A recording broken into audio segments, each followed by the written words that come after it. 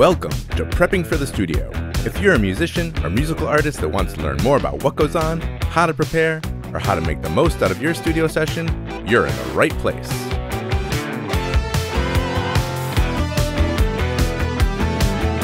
Prepping for the Studio. Episode 9. Roy and Brian discuss mastering. What is it and how do you choose a mastering engineer? They talk about loudness and dynamics and how you should evaluate a master. Thanks for joining. Hey everybody, welcome back to Prepping for the Studio, the podcast for musicians who want to know more about the studio, what goes on, how to spend their time wisely and their money wisely. I'm Roy Silverstein, joined by my co-host Brian Schubel. Hey, hooty. How's it going, Brian? Pretty good. Excellent. Guys, this is episode number 9, and I think this is the last episode, sadly. Pretty cool. Thanks for joining us on this journey. If you guys like the podcast and people listen to it, then maybe we'll do a second season. Yeah. This one's going to be about mastering, which is, I called it the final touch. Yep. In the ebook, which you can get at preppingforthestudio.com. This whole thing is kind of based on that ebook I wrote. Yeah, I mean, mastering, just to go over briefly what it's all about, which we've probably talked about before, it's basically after your mix is done, you have your stereo mix, and it's just the cherry on top. It's just kind of adding a little loudness, a little bit of EQ, a couple other little things that mastering engineers do to enhance the track and make it really pop and sound great. And it's like that loudness switch on your stereo. Do they even have loudness switches anymore? I don't think so. I think that's gone. Yeah. But yeah, it helps the track, correct any potential muddiness, get some clarity. If there was anything weird going on in the mix, it's like one last quality check. And if you have multiple songs, it helps keep them sounding consistent and the flow, from one song to the next makes sense. Cohesive. Yeah. It's an important step. It's kind of like the 1% improvement, generally speaking, unless your mixes are trash. Exactly. Hopefully that's not the case, but yes, I low-key master for people, and I'm kind of not really set up as a mastering engineer here, a mastering facility. It's more of a tracking and mixing facility, so I kind of do it on the side and pretty low cost with it. And so I get a lot of clients who they don't have a lot of budget, so I'm getting a lot of kind of stuff that was recorded at home, and sometimes I have to do some pretty heavy-handed things to make it. Similar things too. Yeah. Anyways, well, let's talk about how you would select a mastering engineer, because it could be your mix engineer, which is a thing that some mixers are offering. Myself, I don't like to do that. I don't know about you, Brian. I'm the same. Yeah, same. I think it's better to have a third ear on it. Third party, so, new fresh perspective. Yeah. But a lot of mixers are offering the mix and master package. I mean, if you feel like you really trust that person and you've heard what their output sounds like and you like it, maybe that's totally fine. But mastering, it's a little bit of a different animal than mixing, It's kind of a zoomed out look at the audio, and it's very fine details, small moves a lot of times. Little things. Yeah. I mean, sometimes it's similar equipment, but like another level up, even like a really professional mastering engineer or mastering studio, the acoustics are going to be like really to the nines, because they're trying to like really hear everything in that music and make those final decisions on small tweaks, dB here, dB there sometimes, or maybe less. And so their setups can be pretty crazy, and the gear that they have, they don't want to impart any noise and things like that, so they're like really high quality, and like a lot of stuff with like little detented potentiometers, so they can like recall exactly that they were only like half dB up on this frequency, and it's kind of weird. Yeah, it is. It's magic in a way. Yeah, and people think of it as a black art, but I mean, it's not really. It's just, it's more known now what happens in mastering, because for years and years, no one really said what they were doing, and there was no internet, YouTube channels about mastering or anything like that. So it was a little bit like, what's going on in mastering? Yeah, and they had such a different setup too. It's just a little console usually, and nice, beautiful big speakers, which sometimes make no sense to us. Yeah, because they're not what you see in studios. Right. Sometimes the speakers are like, whoa, what's that speaker? I've never even seen that for sale, even anywhere or whatever. That's like, it's very boutique, like thing. Anyways, it could be that you choose your mix engineer, but like I said, maybe it is a dedicated mastering person, which seems to be like a good idea to me because all they do is master. And they probably mastered thousands of records in the same room on the same set of speakers. And they just know what good music is supposed to sound like. And so they can help you get there with your mix. And now you have this other option, automated mastering. The robots? Yeah, the robots, the AI, or there is literally one called Aria Mastering that is a robotic arm. Is that right? Yes. Wow. I mean, it's driven, I'm sure, by some AI or some algorithm that, like, literally the robotic arm goes out and tweaks actual gear. But the other one that's common is called Lander. There's a bunch of other ones now too, though. Yeah, I don't know. These are basically websites where you upload your music and it masters it for you. So it applies some sort of processing based off machine learning or whatever magic that they've done. It is an option. It's relatively inexpensive, and obviously it's a pretty fast turnaround. You could try it if your budget's constrained. I mean, I think it probably works. I haven't really heard it myself. I've heard Lander. You've heard Lander? What do you think? Yeah, I wasn't impressed. Wasn't impressed, okay. But this might be getting better. Yeah, but certain songs, it was like, oh, because it just squashed it and made it sound very pop, this particular song. So some songs it seemed to work okay. But a human could do it better. Yeah, I mean, using a human actually means that they're like listening to your music, having an emotional reaction to it, and doing what they think is right with their sort of taste of music, and you know what I mean? Knowledge. Yeah, totally. Yeah, like the algorithms can only be as good as they're programmed to be, and so if they get a novel input, they're just going to do something with it, but it may not be exactly appropriate. So I would push for a human. Yeah, me too. Me too. And I would probably have your mix engineer do it before I would go to Lander. Yeah. Personally. But yeah, I think ideally a dedicated mastering facility and engineer would be the best option if you can find someone. And obviously, people who've worked on music like yours would obviously be potentially a good idea. It can be tricky to evaluate. Let's say there's a website for the mastering engineer and they have their examples there. It can be tricky to evaluate because if you're just listening to whatever they did and you don't hear what was, the input to that, what did the mix sound like? Yeah, before and after. Yeah, then you don't know what was the mix and what was the master, or even the tracking engineer could have done some amazing job and like 90% of it is the tracking engineer. You don't know. Yeah. So it can be tricky unless they provide on their website like a really good like A/B between mix and master, but you still have to be careful that you're listening to those at the same volume because volume trumps everything. So like anything that's louder, it just sounds better. It just human nature, I guess. I don't know. Yeah, louder sounds better, even if it's not, because it might just be louder. But like if you put it at the same volume as the mix, actually, it sounds flat and who knows, Yeah. So if they have like some sort of A/B player on their website, you still have to kind of make sure that you are listening at the same volume between the A and the B, the before and the after.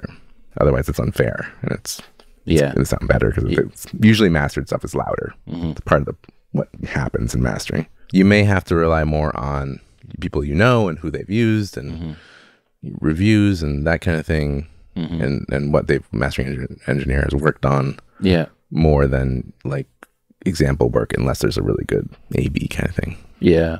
I generally word of mouth, if I'm looking for somebody, or, a lot of times, there are some guys out there that will give you a test run. Right. Which is nice. And you can do that with a couple of guys if you have maybe a couple of guys you're thinking about. Right. That's nice. But, now because the budgets are low, I don't know that they're going to do one for free. Right. Also consider, what is your final output going to be? Meaning, like, are you releasing just for streaming? Are you doing vinyl release? Are you doing CD, tape, maybe even again? Cassette, yeah.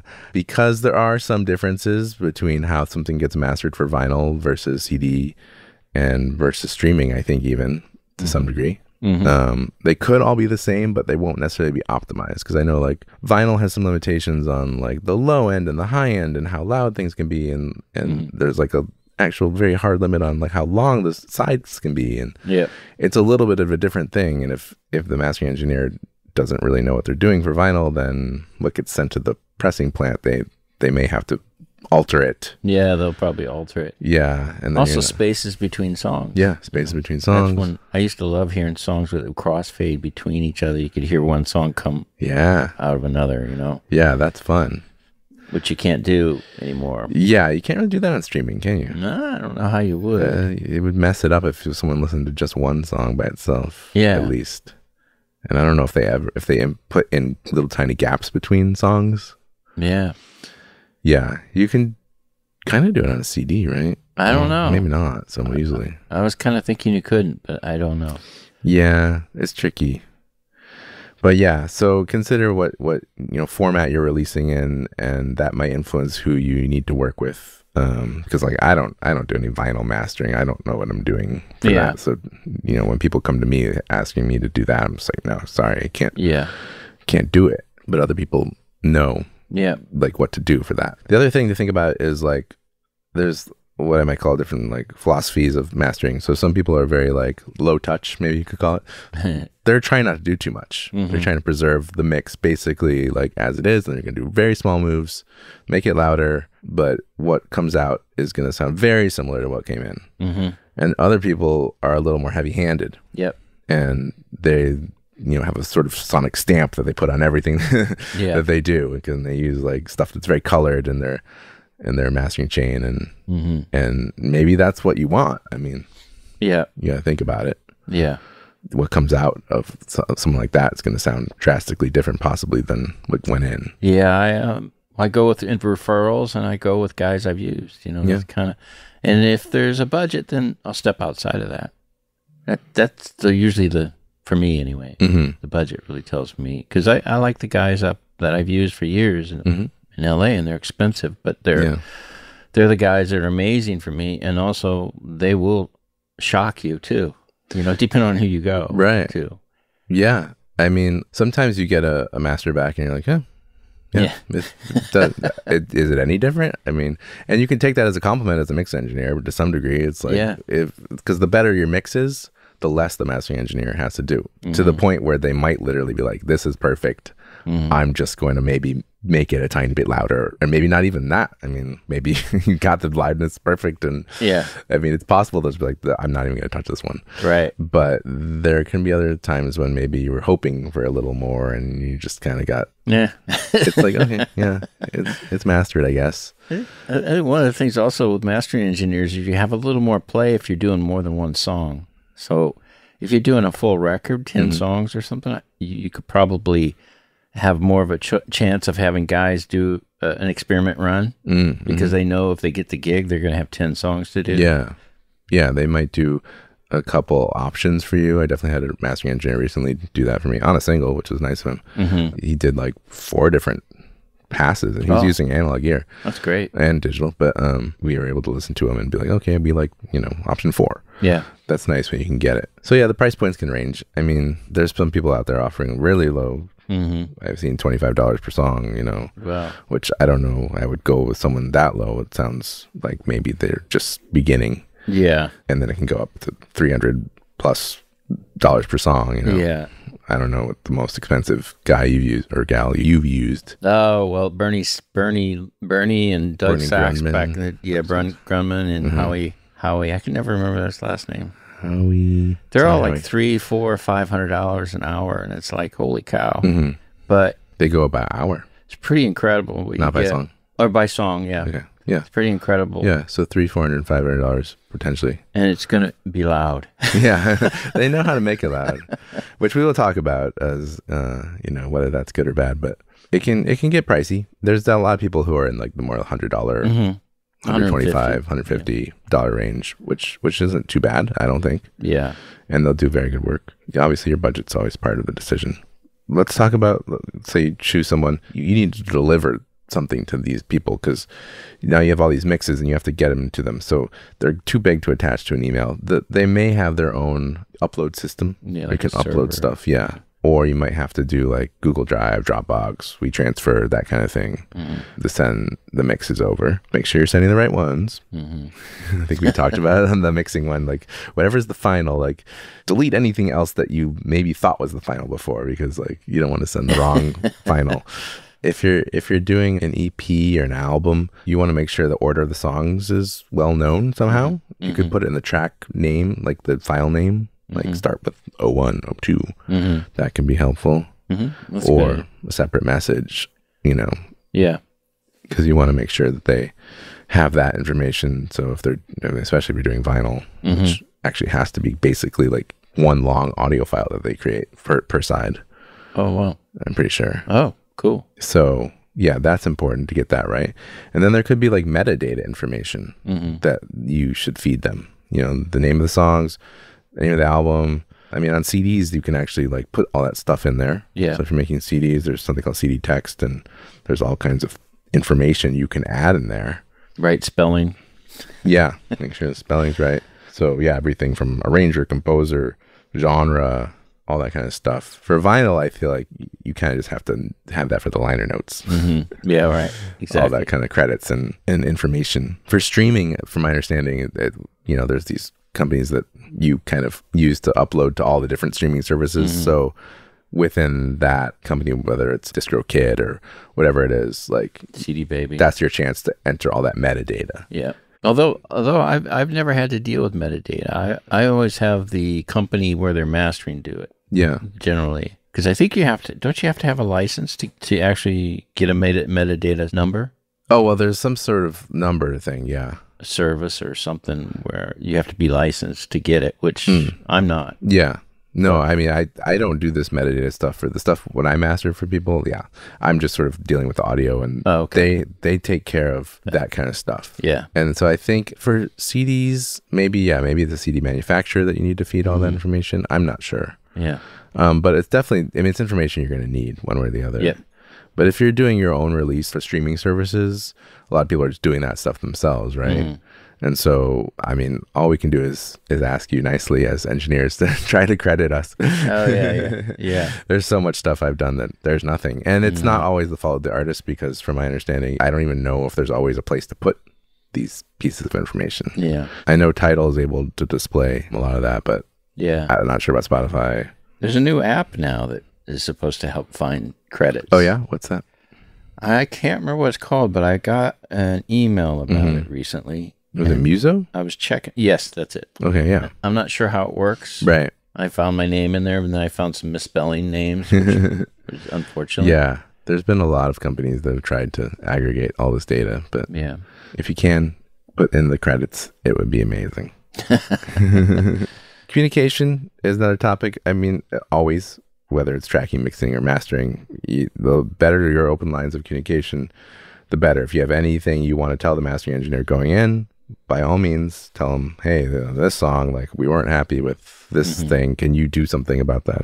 Or maybe give them some references of like, we really like how this record sounds, you know, and gives the mastering engineer some idea of how bright or dark you like things, or how loud you like things, or that kind of stuff. Yep. And there could be dialogue coming back at you from the mastering engineer, because they may be like, hey, this mix, like, it's got some weirdness going on with the kick drum or whatever it is, you know, and do you think you can go back into the mix and tweak this one thing? Because the problem with mastering is like they're only working with the stereo mix. Like, they can only do so much. That's right. So there can very well be things that they're finding that are issues that they really can't really do much about. And maybe if they did, it would affect something else in a negative way. So be open to possibly feedback like that, where you might have to go back and do a revision on your mix. Yep. As painful as that could be. Yep. Also, your stereo bus. Some mastering engineers, may not want all the compression if you're doing that. Yes. You may have it really hot so that the band can hear it hot, because a lot of times I get complaints saying, oh, it's too low. How come it's so soft? Yeah, this is something that happens, with mixers, like you're saying, like that sometimes they get a little heavy-handed on what they deliver to the client, because the clients are expecting to sound a certain loudness and stuff like that. But that's really mastering. If you do hand that over to the mastering engineer, they might be like, wow, this is already like squashed. Like, what do you want me to do with this? So they may ask, for like, can you peel back some of the compression limiting whatever that you did on this? Yeah. But, you know, there can be some of that stuff that was very intentional and very important to the mix gluing together. So sometimes the answer you might come back, or your mixer might come back being like, you really don't want me to take that off. This is like integral to the sound of the mix. Yeah. So there's a little give and take there that could happen. And then the mastering engineer just has to deal with it, make it work. They have to try to make it work. But yeah, there can be other times when the mixer just slapped on like a limiter at the very end and just pushed up the level a bunch. Like, that might be something you can undo. Totally. And it's fine. And then the mastering engineer will do essentially the same thing, but maybe with better tools and with a little more fine tuning of how much and the tax and releases and blah, blah, blah. Just be prepared for potentially doing that sort of thing. And now, a word from our sponsor, Rarefied Recording. Oh, that's me. I would be remiss if I didn't mention my studio, Rarefied Recording, and the services I offer there. The studio itself was built from the ground up, from the masterful plans of Mr. Wes Lachaud, so it sounds fantastic both in the control room and the live room. A 32-channel Neve Genesis console holds center court and is complemented by a wide array of outboard gear, instruments, and microphones. Your music will be in good company. If you live in the San Diego area, just head on over to rarefiedrecording.com to learn more and book a tour. You can also hear examples of my tracking and mixing work. If you aren't lucky enough to live in San Diego, let me be the first to suggest the idea of a destination recording experience. San Diego is BBB approved. The Better Business Bureau? No, beaches, burritos, and beer. Even if you're not a beach person, who's to complain with temperatures that are very often in the 70s? Even the winter months are averaging in the mid-60s. And being relatively dry, rain is unlikely to get in your way. The studio is very centrally located, and you can get to just about anywhere in the area in 15 to 20 minutes, even Mexico. And while burritos are technically not a food you find in Mexico itself, San Diego has taken the concept to blissful culinary heights. You can't go hardly 100 yards here without running into a little taco shop that will be 10 times better than whatever options you have in your town. If Mexican isn't your thing, no worries. There are tons of great restaurants in the area, including a barbecue place 3 blocks away that rivals anything I've tried in Texas. And adjacent to it is one of over 150 craft breweries in San Diego. If you love beer, we gotcha. The West Coast IPA style is a specialty here, but we've got brewers doing all kinds of beers, and several have tasting rooms in walking distance. Did I mention that accommodations are available? So head on over to rarefiedrecording.com and reach out for a quote today. That's RAREFIED recording.com. And now back to the episode. Now, when you get something to listen to, it's pretty important how you listen to your master, because like we talked about before, louder is always going to sound better. So if you just take your mix and then your master and you play one after the other, the master is definitely going to sound better. Yep. You have to somehow normalize the volume to be the same. So I'll tell you how I usually do it, because I mix stuff and it gets sent out for mastering, and I like to get a chance to hear it and weigh in, because I've definitely had some stuff come back bad. Usually when they use their friend instead of an actual mastering engineer. If you have any kind of DAW, it might even be GarageBand, you can load in the mix and you can load in the master. And you should be able to reduce the volume of the master with some sort of clip gain or volume, adjustment, because usually that's what you're going to want to do. Is the master's going to be louder if you can lower it. And initially, visually, you can just look at the waveforms and just try to make them look similar. Yeah. But you have to listen to it and just sort of subjectively. I think that's probably the best tool you have, is like, do they sound like the same volume? Do they sound the same loudness, ignoring everything else? And when you flip back and forth between the two. So then they're like level matched. Okay. And then if your DAW has any sort of thing, like in Pro Tools, it's called exclusive or XOR. It's a way of soloing. Like when solo is when only the track you solo is going to play. It's a way of soloing where only one thing can be soloed at a time. That's, I find, the best way to do it if your DAW has some method like that, where then you can just push the S button on the mix and then the S button on the master, and it's going to flip back and forth between the two. So it's really easy to do that. There's no time delay really or anything. Mutes the other one while you... Yeah, it mutes one and it plays the other. And then you can flip back and forth. And, you know, you might need to shift the timing a little bit, possibly, because sometimes the master's a little bit different in time because there was a little excess at the end or the beginning of your mix. So as long as you get the timing aligned and the volume matched, you can do that sort of solo back and forth, and you'll actually hear what the difference is. Yep, it's a good way to do it. Yeah, and then you just listen to it on, like, same with mixing, like listen to it a bunch of times on different sets of speakers and different times of day and different days and all that fun stuff. Make your notes. Yeah, make your notes. Assign a point person for the band to collect all the notes and give the mastering engineer one email or whatever it is they want of the notes, if there are any. Maybe it's perfect, but if there's anything you want to change, that's fine.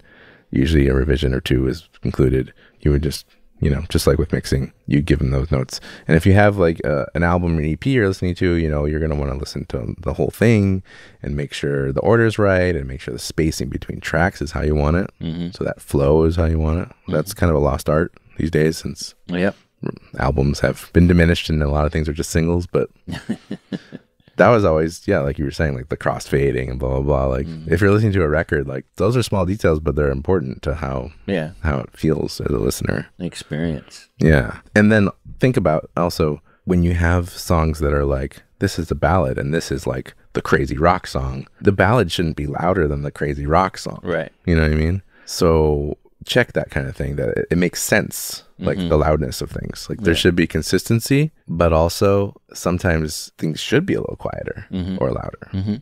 That's stuff to look out for. Yeah, anything else you can think of as far as listening to masters? Yeah, I don't know. I mean, sometimes what I'll do is instead of matching them exact, I'll put 4 bars ahead so I can hear a 4-bar phrase from the original and then flip over to the master, which is behind it, and then I'll hear the same 4 bars from the master, so I can really kind of get into the details. But that's only when I'm really looking for something. But generally I do what you do. I put it right together and go back between them. Yeah. Match the level. And and listen also for maybe any potential distortion or click, you know. I mean, that's something a mastering engineer should theoretically catch. A lot of times they actually do have like a quality check as part of, before they deliver the final version. They may have somebody or themselves like listen very carefully and listen for any weird glitches, distortions, because this is it. Like this is the thing you're gonna put out in the world, and maybe press vinyl or CDs, and the last step. Yeah, you can't get that money back after you press those vinyls. So yeah, listen, I've caught little moments of distortion before on a master. You know, it was unintentional. It was overload of analog gear or something like that. Yeah, it happens. Yeah, totally. It's important to listen. If you're not listening, what are you doing? You got to check your guy, you know? Yeah. I mean, I appreciate that as a mixer. I want you to listen to it. A lot of times when I send my first mix in, those first group of notes that come back to me are important because there's things I sometimes miss, you know, or there can be whole parts you accidentally muted. The same thing. Yeah, exactly. Or intentionally muted. Same thing with the mastering engineer, you know. You gotta check it. You gotta listen. Yeah. So let's talk about loudness, because there was a period of time when things kept getting louder and louder as far as the masters. That became a problem. Because records started to become unbearably loud to a point where there are no dynamics left, right? Like it was just like constant barrage of sound. Because A&R people or whatever record labels thought louder must be better because louder does sound better. But there's a point in where it starts to become fatiguing to listen to, and it's distorted, because literally, like when you're using a limiter, like it's essentially chopping off the top of the waveforms. Some more gracefully than others, but I mean, it's turning like things that should be little peaks into like square waves, which is distortion.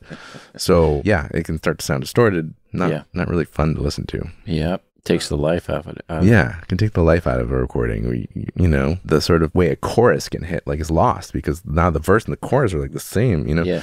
So louder isn't really better. You want it to be loud enough, obviously, but I would argue that dynamics are a good thing. Me too. And now that a lot of stuff is released on streaming, it actually like doesn't matter if you make something super loud, because they're actually going to turn it down. The whole track, they're just going to turn down, because if you have a playlist of a bunch of tracks, they don't want one song to be way louder than the other. Exactly. So they have an algorithm that calculates kind of like a long-term loudness of the track. That's called LUFS. It doesn't matter about the details of that, but it's basically a measurement of how loud something is, and it takes into account how humans hear sound and stuff like that. So if they run their little algorithm and your track is way higher than their target LUFS, they're just going to turn it down. Yeah. And it'll sound the same loudness as everything else. Yep. But it will lack dynamics because they've been all taken away. Exactly. So it really doesn't make sense to squash things and take all those dynamics away. Leave some of that in there. And I think your music will be better for it. Yeah, I had a song that went to, I remember on my walk, I listened to something I had mixed recently and was sent to Spotify. And I remember it being hot, really hot. Yeah. And when I heard it off Spotify, which I don't care for Spotify, but it was, you could tell how it affected the track because it almost sounded like they limited it. Yeah. You know, not only brought it down, but they limited it. And notes were ringing louder than they should. It just sounded like a different mix. Yeah. It really messed it up. I don't know. Yeah, I don't know if they did limit it or what if happened. they just turned it down and that's just the result. It's sounding weird. Yeah. There's a website called loudnesspenalty.com, which is interesting. You can upload your tracks there and it will tell you how many dB down each of the streaming services is going to attenuate your track. Cool. So if you're curious to see like how they may be going to be affected by Tidal versus Apple Music versus Spotify, like it can give you that sense of how it will be brought down if it's too loud. Interesting. If your track's too quiet, it's not really good because some of them don't turn them up. Yeah. Is my understanding. Is that right? Oh, wow. Maybe some of them do, but then it's like, well, how much are they going to turn it up by? Yeah. And are they going to use like a limiter? And if what limiter are they using? Is it any good? So you don't want to be too quiet either. You want to be close to whatever their target is. Yeah. And that target, unfortunately, is not completely standard. Yeah. Even the way they calculate the loudness is not completely standard. Yeah. Even though there are standards out there for how to do it, every company has their reasons for doing things their own way. I would try to get it just in that sweet spot, and loudnesspenalty.com might help you determine whether you're in a nice sweet spot where it seems like nothing's too quiet and nothing is too crazy loud, where it's like the things are just getting turned down and you've just lost all this dynamics in your music that could have been there. Yeah. Now, some music wants to be super crazy in your face, and that might be how your music's supposed to come across. So you can ignore You're right. what I'm saying. Anything we said. Yeah. It's true. There are some songs that just want to be flat. Yeah. Or genres or whatever, it could be the case for you. So everything we say, take with a grain of salt. Yeah. So, I mean, after you get all that stuff from your mastering engineer, and now these are your masters, and you need to, just as you were being careful with your final mix and backing them up and labeling them, do the same with your master. That's like even more important maybe. So back them up in multiple places. Use cloud storage as one of your backup sites, so you can have an offline backup and delete any old versions. If there were revisions of the masters, probably just get rid of those because you don't want to accidentally release the wrong master. It's a very important part is just file management through the whole process. Just make sure you're listening to the right thing and you're managing the files that are important that you're using. Totally. And, if you're not working with the label, like you're responsible for sure for storing these masters. Like labels, I know, like they would very carefully keep these things because that's their asset, right? That's the thing they're selling. So, but if you're not working the label, and maybe even if you are, you ought to have that master in a safe place and backed up multiple places and all that. So that's it, guys. Man, we went through a lot of stuff. I hope it was helpful. Yeah, me too. Please send us comments, feedback, etc. And I hope what you got out of this is going to help you when you come into the studio, should you choose to, which I think is a good idea personally, but I'm biased. But, but you know what I mean? Like you could record yourself at home. I understand the technology is very much there. Quality's gotten better and better. This stuff has gotten cheaper and cheaper. Even your phone can do a multi-track recording now. I mean, it's crazy. I will argue though, the amount of time and energy that it takes for you to figure out how to make a good recording is time and energy taken away from making music, right? And having your head in the art. Head in the art of music, yeah. Because these are kind of related but separate things. Like there's a very technical aspect to recording, first of all, and there's an artistic, creative side to recording. But I think you'd be benefited from focusing on your music and not clogging up your brain with all that comes into play with recording music, and especially trying to take it to a level that sounds comparable to what you've probably grown up listening to. All these professional recordings done in studios. So yeah, I feel like there's that. And then there's the time aspect. Time is money. I mean, you could spend so many hours of your life, if you wanted to, learning about recording and gear and DAWs and blah, blah, blah, not to mention the equipment that you're going to buy. But that time you could have used to work at a job and make some money, or work on your music. Write a good song. Write a great song. Make sure it's ready. Right. So people forget about that. They're like, oh, I can't go to the studio. It's too expensive. I'm going to do it myself. And then it's like, well, how many hours did you end up spending on that record that you worked on that doesn't and the even... gear you bought. Yeah, and the gear you bought. And does it even sound how you hoped it to sound? You know, when you add all that up, in essence, it could have been cheaper if you just went to a professional studio with a professional engineer and did the recording with them. Yeah. So there's that. There's also the fact that nowadays it's insane how many songs are released per day. I mean, it's like 100,000 songs or something like that per day. It's incredible. Yeah. Your music is competing with an incredible amount of music, plus everything that's already been released. So if you're going to have any luck out there, I think it behooves you to have your stuff sound really good. Yeah. And it's hard to do on your own. Some people are naturally gifted at it, but most of us, it took many years of working on it. That would be my other argument for going ahead and working with an engineer in studio and all that. You really need that stuff to sound great. Yeah. To break through the noise that's gotten huge now. Yeah. Of all these songs. Well, you know, you're building a house, and you know, there's a reason why you call the plumber and you call the roofer and you call the electrician. You know, their specialties and what they do. Yeah. And yeah, you could do it all yourself, but is it going to be as good? Right. You know, is it going to be competitive out there in the world? Yeah. You could have major problems with your plumbing if you do it yourself. Yeah. And you could have codes that are not being followed that could get you into trouble. But, you know, I'll always say that it's better to go to a pro. And there's such a small percentage of people being able to do it all themselves, or even all themselves with their friends in their bedrooms or in their garage. It's just not going to compete. Yeah, and it's hard. The best thing you can do is somewhere in the chain, hire a pro. Hire maybe the mixing engineer or the mastering guy, or those two guys at least. But or do your drums at a studio if you can only afford one thing to track in a studio. Exactly. The thing that's really hard to record. That's good advice. And by saying how much music is out there, a lot of it's crap. And the reasons it's crap is because it's just recorded poorly, it's written poorly, it's produced poorly, it's mixed poorly. It's not going to compete. And, I mean, I hate to say that, but it's the truth. Yeah. So if you can focus on your writing and your performance and let the other stuff to someone else, I mean, that's going to be the best. Because we can't really, as engineers, I mean, producers can help, I guess, with the craft of the songwriting and stuff like that.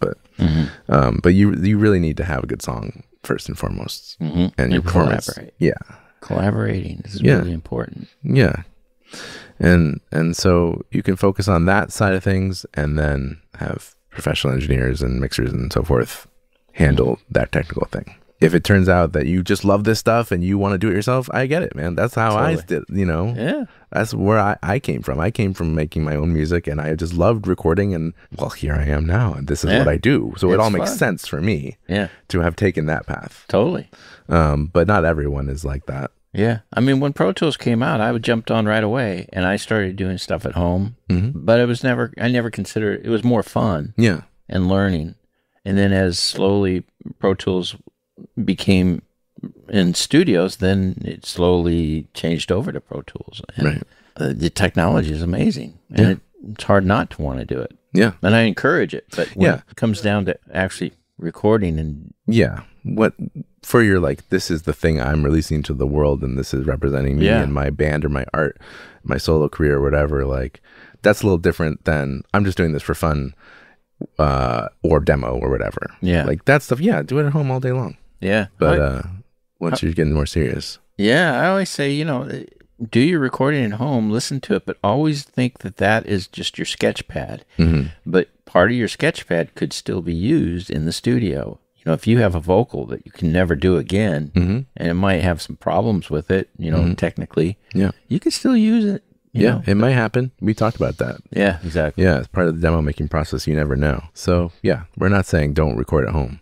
We're just saying consider the value that a studio and a professional engineer can bring when you're trying to really make a go of it with music, and the noise floor you got to break through, and the time and energy that you have to put in if you're doing it all yourself, and the cost of that. So yeah, with that said, Brian and I are available. That's right. As engineers, I do a lot of tracking, a little bit of mixing. Brian, you do a little bit of tracking, a lot of mixing. Yeah. And we both probably do a tiny bit of mastering. Yeah. Feel free to reach out. Yeah. We are out here. Rarefied. Yeah. Rarefied. Cool, yeah. We've been recording all this from my studio, Rarefied Recording, and Brian lives down the street. Yep. And he comes here and tracks sometimes. And sometimes listens to mixes. Yep. So yeah, please reach out if you have interest in working with us. We are here. Or questions about any of this stuff. Yeah. Any questions, send them in. And maybe there'll be a season 2. Who knows? Yeah, and a workshop too. Oh, yes. Brian and I do workshops from time to time. Yeah. So look out for that. You can follow Rarefied Recording on Instagram at Rarefied Recording and see announcements for that, or the website, www.rarefiedrecording.com. What's your website, Brian? BrianSchubel.com. There you go. Yeah. Easy. SCHEUBLE. Easy. So thanks again, everyone. I hope you've enjoyed it. Hope you learned something. Yeah, man. And maybe we'll catch you next time. Take care. Bye. That's our show for today, folks. Thanks so much for listening to Prepping for the Studio. If you enjoyed this episode, please leave us a 5-star review on whatever platform you listen to your podcast from. And don't forget to subscribe and tell your friends. Episode info and my ebook, A Musician's Guide to the Recording Studio, are available at preppingforthestudio.com. If you have any questions, feel free to reach out there. Prepping for the Studio was recorded and edited at Rarefied Recording by me, Roy Silverstein. Theme music written by myself and Ariel Levine. Performed and recorded by Ariel Levine. Many thanks to my co-host Brian Schubel and you. Best of luck to you and your musical endeavors. And remember, as Alexander Graham Bell once said, before anything else, preparation is the key to success. We'll see you next time.